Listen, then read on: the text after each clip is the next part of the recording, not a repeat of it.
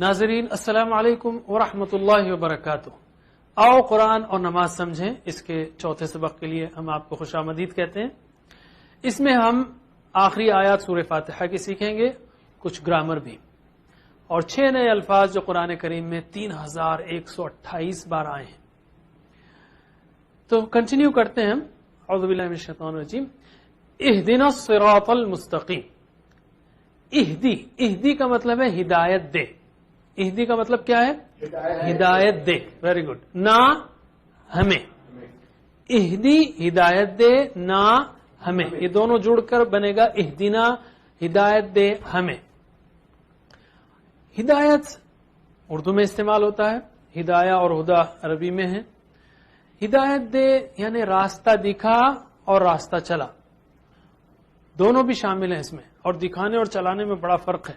یعنی دکھا دینا اور چلا دینا، یعنی سٹیپ بائی سٹیپ پوری گائیڈ کرنا، پورا، یہ بڑی چیز ہے اس میں۔ اور قرآن ہدایت کی کتاب ہے، آپ جانتے ہیں قرآن ہدی للمتقین ہے، ہدی للناس ہے، لوگوں کے لیے ہدایت ہے، متقیوں کے لیے ہدایت ہے، ہادی ہے۔ بائی دا وے، صراط کا مطلب کیا ہے؟ پاتھ، راستہ۔ اس کا مطلب روڈ نہیں ہے، اس کا مطلب راستہ ہے، یعنی جس پر انسان چلتا ہے، جس طریقے پر چلتا ہے اس کو کہیں گے صراط۔ صراط یعنی راستہ۔ المستقیم یعنی سیدھا، المستقیم یعنی سیدھا، المستقیم یعنی سیدھا۔ خط مستقیم اردو کا لفظ ہے، یعنی سیدھی لائن، اور استقامت کہتے ہیں ادھر ادھر نہیں مڑنا، سیدھا چلنا۔ تو مستقیم یعنی سیدھا۔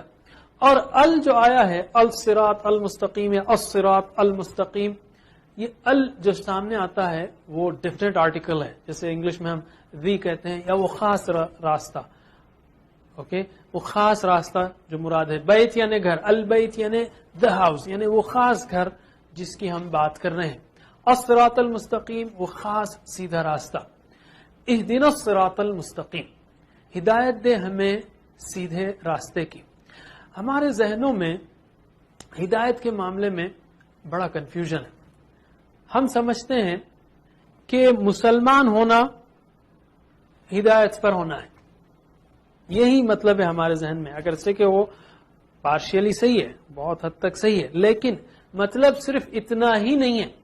مسلمان ہو جانا ہدایت پر ہونا یہ پورا مفہوم نہیں ہے۔ اگر یہی مفہوم ہوتا، اگر صرف اس کا مطلب یہ ہوتا کہ مسلمان ہونا یعنی ہدایت پر آنا یا ہدایت پر ہونا، تو اس صورت میں تو یہ دعا ایک غیر مسلم کے لیے ہونی چاہیے۔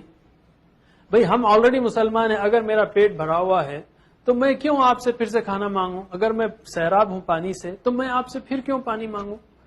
تو اگر میں مسلمان ہوں، میں ہدایت پر ہوں، اگر یہی معنی ہے تو پھر میں کیوں ہدایت کی دعا مانگوں؟ آلریڈی مسلمان ہو چکا ہوں الحمدللہ۔ دراصل مسلمان ہونا ہدایت کی دنیا میں پہلا قدم ہے۔ مسلمان ہونا ہدایت کی دنیا میں پہلا قدم ہے۔ اس کے بعد یعنی سٹیپ بائی ساری زندگی مسلمان رہنا ہے، اور اس ہدایت میں ترقی ہوتی جانی ہے۔ اللہ تعالیٰ نے فرمایا والذین اہتدوا زادہم ہدی، کہ اللہ تعالیٰ ان کو ہدایت میں زیادتی کرتا ہے، ان کو اور بڑھاتا ہے۔ جتنا انسان ہدایت میں زیادہ ہوگا، قدم قدم پر ہدایت چاہیے۔ مثلا اگر آپ نماز پڑھتے ہیں تو آپ یہ کہیں کہ اللہ مجھے اس وقت نماز پڑھتے ہوئے مجھے صحیح ہدایت چاہیے، صحیح پڑھنے کا طریقہ چاہیے۔ نمبر 1، نماز پڑھنے کے بعد جب میں مسجد سے باہر نکلوں گا، باہر جاؤں گا، گھر جاؤں گا یا بازار جاؤں گا یا آفس جاؤں گا، اس میں قدم قدم پر ہدایت چاہیے۔ دوستوں سے ملوں گا یا معاملات ڈیل کروں، قدم قدم پر ہدایت چاہیے۔ یہ ہدایت بہت ہی اہم چیز ہے، اور سورہ فاتحہ میں سب سے سینٹرل دعا، بیچ کی سب سے اہم دعا وہی دعا ہے، وہ ہدایت کی دعا ہے۔ اور یہ ہدایت اتنی اہم ہے کہ اس کا اختیار اللہ تعالیٰ نے کسی کے پاس نہیں دیا، صرف اپنے پاس دیا۔ اللہ کے رسول صلی اللہ علیہ وسلم کو تک یہ کہہ دیا اللہ تعالیٰ نے کہ انک لا تہدی من احببت، اے محمد صلی اللہ علیہ وسلم، آپ جس کو چاہیں ہدایت نہیں دے سکتے، ولکن اللہ یہدی من یشاء، یہ اللہ ہے جو ہدایت دیتا ہے جس کو وہ چاہتا ہے۔ تو یہ ہدایت کی دعا بہت ہی قیمتی دعا ہے، بہت قیمتی دعا ہے۔ اس لیے اللہ تعالیٰ نے ہمیں ہر نماز میں پڑھنے کے لیے کہا، ہر رکعت میں پڑھنے کے لیے کہا، اور اس سورہ فاتحہ میں جو سینٹرل دعا ہے وہ ہدایت کی ہے، اہدنا الصراط المستقیم۔ تو پورے انہیں تصور اور احساس اور ذمہ داری کے ساتھ یہ دعا کیجیے. چلیے پریکٹس کرتے ہیں. ترجمہ کیجیے. اہدنا ہمیں ہدایت دے. اہدنا ہمیں ہدایت دے. الصراط راستے کی. الصراط راستے کی. المستقیم سیدھے. المستقیم سیدھے. اہدنا الصراط المستقیم ہمیں ہدایت دے راستے کی سیدھے. یعنی جب رواں ترجمہ کریں گے ہم تو ہم کہیں گے ہمیں ہدایت دے سیدھے راستے کی, یا ہمیں سیدھے راستے کی ہدایت دے.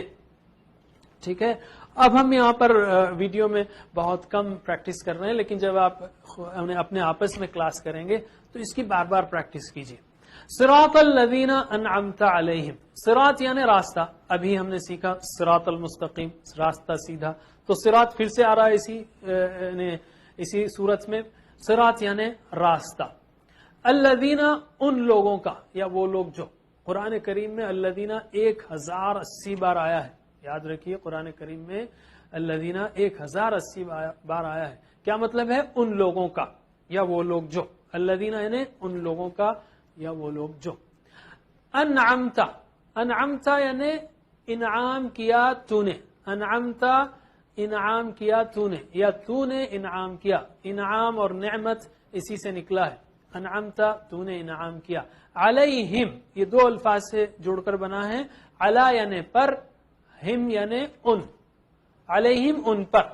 علیہم ان پر. علی اور ہم ملا دیں گے علیہم ہو جائے گا. صراط الذین انعمت علیہم راستہ ان لوگوں کا انعام کیا تو نے جن پر. کس پر انعام کیا اللہ تعالیٰ نے؟ انبیاء پر, صدیقین پر, شہداء پر, صالحین پر, جیسے اللہ تعالیٰ نے کہا. ایک اور بھی اللہ تعالیٰ نے ذکر کیا انعام کا بنی اسرائیل پر کہ یا بنی اسرائیل اذکروا نعمتی التی انعمت علیکم وانی فضلتکم علی العالمین. سارے جہانوں پر تم کو فضیلت دی. بہرحال تو انبیاء, صدیقین, شہداء اور صالحین اس کو لیتے ہیں فی الوقت. انبیاء کا طریقہ کیا تھا؟ انبیاء کا طریقہ کیا تھا؟ سب سے پہلی چیز جو انہوں نے کی کہ عمل کیا. دل کا عمل بھی اور دوسرے عمل بھی. دل کا عمل کیا ہے؟ جیسے ایمان ہے, ایمان دل کا عمل ہے. اخلاص ہے, توکل ہے, محبت ہے, یہ انابت ہے, یہ ساری چیزیں دل کے اعمال ہیں. اس کے ساتھ ساتھ پھر دیگر اعمال آتے ہیں جیسے نماز, روزہ, زکوٰۃ, حج, دعوت, نصیحت, جہاد. یہ سارے اعمال جو ہے اللہ کے رسول صلی اللہ علیہ وسلم نے کیا. انبیاء کا طریقہ, انبیاء میں سے ہم اس وقت جو ہے محمد صلی اللہ علیہ وسلم کو لیں گے کہ جو چیز اللہ تعالیٰ نے کہی آپ صلی اللہ علیہ وسلم نے سب سے پہلے کیا اور سب سے زیادہ کیا. سب سے پہلے اور سب سے زیادہ کیا. کیا آپ صرف عمل کر کے رک گئے اپنی زندگی میں؟ نہیں, آپ نے ساری زندگی دعوت دی. دعوت دی. یہ انبیاء کا راستہ ہے. اور اگر میں روزانہ دعا کر رہا ہوں تو مجھے بار بار جب دعا کر رہا ہوں تو اس کا احساس بھی ہونا چاہیے کیا میں اس دعوت کا کام کر رہا ہوں, اصلاح کا کام کر رہا ہوں. اسی کے ساتھ ساتھ آپ نے نہ صرف دعوت دی بلکہ جو لوگوں نے اسلام قبول کیا ان کا تزکیہ کیا. یزکیہم قرآن نے کہا, ان کا تزکیہ کیا, ان کی تربیت کی, ان کو جوڑا, ان کی تربیت کی. تو کیا میں اس تربیت کا اہتمام کرتا ہوں لینے کا اور دینے کا؟ اگر میں نہیں کرتا تو پھر میں اس راستے پر کہاں چل رہا ہوں؟ اور اس کے ساتھ ساتھ آپ نے امپلیمنٹ بھی کیا, تنفیذ بھی کی. اس کو آپ کہہ سکتے ہیں اعلاء کلمت اللہ کہتے ہیں, شہادت حق کہہ سکتے ہیں, جہاد فی سبیل اللہ کہہ سکتے ہیں, امر بالمعروف نہی عن المنکر, جو بھی ہے. یہ سارے کام جو ہیں یہ انبیاء کا طریقہ ہے. اگر میں دن میں 25 بار کہہ رہا ہوں کہ اللہ مجھے ان کا راستہ چلا جن پر تو نے انعام کیا, مثلا انبیاء کا طریقہ, تو کیا میں اس کے ساتھ ساتھ یہ کام بھی کر رہا ہوں؟ سوچتے ہوئے چلیے پریکٹس کیجئے. ترجمہ صراط راستہ, الذین ان لوگوں کا, انعمتا انعام کیا تو نے, علیہم ان پر. پھر سے صراط راستہ, الذین ان لوگوں کا, انعمتا انعام کیا تو نے, علیہم ان پر. صراط الذین انعمت علیہم راستہ ان لوگوں کا انعام کیا تو نے ان پر, یعنی ان لوگوں کا راستہ جن پر تو نے انعام کیا. غیر المغضوب علیہم, غیری کا مطلب ہے نہ, نہیں یا اس کے علاوہ. ہم کہتے ہیں غیر لوگ ہیں یعنی علاوہ لوگ ہیں, ہم میں سے نہیں ہیں, تو غیر مطلب نہیں یا اس کے علاوہ. غیر. مغضوب کیسے یاد رکھیں گے؟ مغضوب جس پر غضب کیا گیا. آپ تو جانتے ہیں مظلوم, مظلوم اردو میں ہے، مظلوم یعنی جس پر ظلم کیا گیا، تو مغضوب جس پر غضب کیا گیا، مظلوم جس پر ظلم کیا گیا، مغضوب جس پر غضب کیا گیا۔ علیہم پھر سے آ رہا ہے، علیہم دو ٹکڑوں سے ہے، علی یعنی پر، ہم یعنی ان یا وہ، علیہم ان پر، علیہم ان پر، غیر المغضوب علیہم نہ ان کا جن پر غضب کیا گیا۔ یہ بڑی دلچسپ بات ہے کہ اللہ تعالیٰ نے جب انعام کا ذکر کیا، اور یہ ادب سکھایا ہے اللہ تعالیٰ نے کہ انعام کا جب ذکر کیا تو نسبت اللہ تعالیٰ نے اپنی طرف کی، انعمتا تو نے انعام کیا، غیر المغضوب علیہم پیسو وائس ہے، جن پر غضب کیا گیا۔ کس کا غضب ہوا؟ اللہ تعالیٰ ہی کا غضب ہوا۔ کیوں غضب ہوا؟ کس پر غضب ہوتا ہے؟ ان پر جو جانتے ہیں مگر نہیں کرتے، استغفر اللہ، جو جانتے ہیں مگر نہیں کرتے، ان پر اللہ تعالیٰ کا غضب ہوتا ہے۔ گویا بالفاظ دیگر ہم یہ چاہ رہے ہیں کہ اے اللہ ایسا نہ ہو کہ ہم جانیں اور اس کے باوجود نہ کریں۔ ساتھ ہی ساتھ یہ بھی دیکھیں کہ جن لوگوں کو ہم بڑا مانتے ہیں، جن کو لیڈر مانتے ہیں، جن کے پیچھے چلنا چاہتے ہیں، جن کی تعظیم توقیر کرتے ہیں، کیا وہ المغضوب علیہم میں تو نہیں ہے؟ سوچنا چاہیے جس کو بھی المغضوب علیہم میں ہے تو ایسا نہ ہو کہ ہم ان کے راستے پر چل پڑیں۔ ولا الضالین، وا کا مطلب کیا ہے؟ اور، وا کا مطلب اور، لا کا مطلب نہیں، ولا یعنی اور نہ، الضالین، ضال کہتے ہیں گمراہ ہونے والا، بھٹکنے والا، راستہ کھو دینے والا، ضال گمراہ ہونے والا، اردو میں ہے ضلالت، اور ضال کی جمع ضالون یا ضالین، ضال کی جمع ضالون یا ضالین یعنی گمراہ ہونے والے، ولا الضالین اور نہ جو گمراہ ہوئے۔ تو کون لوگ گمراہ ہوتے ہیں؟ جو جانتے ہی نہیں۔ مغضوب وہ ہیں جو جاننے کے باوجود نہیں کرتے، اور ضالین کون ہیں؟ جن کو معلوم ہی نہیں راستہ، معلوم ہونے کے باوجود نہیں کرنا، یہ بہت بھیانک جرم ہے، اس لیے پہلے ہم نے اس سے پناہ مانگی غیر المغضوب علیہم۔ اور دوسرا لیول کا جرم یہ ہے کہ جاننے کی کوشش ہی نہیں کرنا۔